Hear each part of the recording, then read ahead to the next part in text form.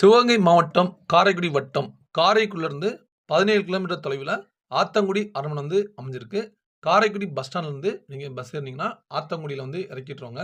அங்கேருந்து பஸ் ஸ்டாப்லேருந்து அரண்மனை வர்றதுக்கு கொஞ்சம் தூரம் தான், நீங்கள் நடந்தே வந்துக்கலாம். உள்ளே நீங்கள் போகிறதுக்கு என்ட்ரன்ஸ் பார்த்தீங்கன்னா ஒரு நபருக்கு 50 ரூபா வந்து சார்ஜ் பண்ணுவாங்க. இடதுபுறம் பார்த்தீங்கன்னா 7 பெரிய தூண் கொண்ட ஒரு திண்ணை இருக்கும். வலதுபுறம் பார்த்தீங்கன்னா 7 தூண் கொண்ட ஒரு பெரிய திண்ணை இருக்கும்.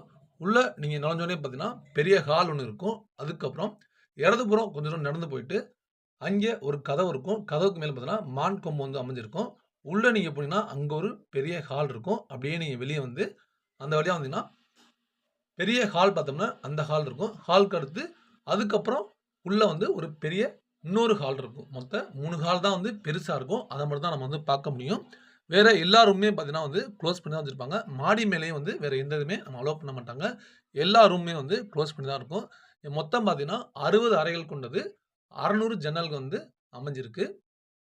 இங்க பார்த்தீங்கன்னா, நெறையா படங்கள் வந்து இதுல இந்த அரண்மனையில வந்து எடுத்திருக்காங்க. இதுல இருக்கிற டைல்ஸ் அப்படிலாம் பார்த்தீங்கன்னா வந்து, எல்லாமே வெளிநாட்டுலருந்து கொண்டு வரப்பட்டது. மேல இருக்கிற அந்த ஹால் இருக்குங்களா, மொத ஹாலு. அதுக்கு மேல பார்த்தீங்கன்னா, கலை நயத்துடன் கொண்ட அழகான டிசைன்ஸ்லாம் போட்டு அழகா இருக்கும். இந்த அரண்மனையில பொறுத்தவரை பார்த்தீங்கன்னா, ஃபேனே கிடையாது. ஆனா, உங்களுக்கு எந்த ஒரு வேர்வையும் வராது. கூலிங்காவே இருக்கும். அங்க வந்து கண்ணாடி குடுத்துருப்பாங்க. ஒவ்வொரு ஒவ்வொரு செவத்துலயும் பார்த்தீங்கன்னா, ஒவ்வொரு இடத்துலயும் மேல கலைநயத்துடன் கூடிய ஒரு ஓவியங்கள் வந்து வரைஞ்சிருப்பாங்க. ஒவ்வொன்னும் ஒவ்வொரு ஹிஸ்டரி இருக்கும். அங்கே உள்ளவங்கட்ட கேட்டீங்கன்னா, உங்களோட அந்த அரண்மனைய பத்தி ஹிஸ்டரி, எவ்வளோ செலவானுச்சு எல்லாமே வந்து உங்களுக்கு டீட்டெயிலா வந்து எக்ஸ்ப்ளனேஷன் பண்ணுவாங்க.